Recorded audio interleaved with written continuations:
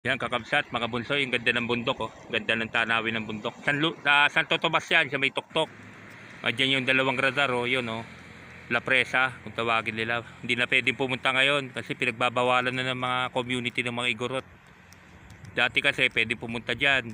Nag-shooting diyan yung Forevermore. Kung ano-anong ginawa ng mga nag-shooting, binaboy nila yung lugar. Nagalit yung Igorot community, wala na. Hindi na pinapayagan.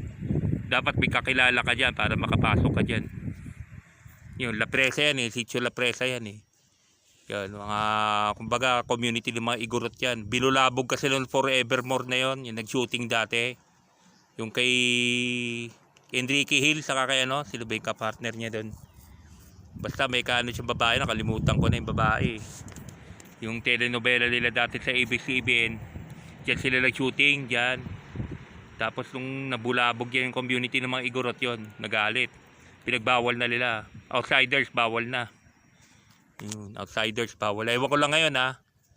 Sa February nga pagbalik ko, susubukan ko talaga. Yan. Kasi kitang-kita mo talaga yung Baguio diyan, buong buo. Yung pinunta natin Quirino Hill kahapon, wala pa yun. Wala sinabi yun. Ito talaga. Pinakatuktok na yan. Buong Baguio na talaga yung kita diyan. Hanggang doon sa La Trinidad lahat. Yan. Upload videos lang. Bye-bye.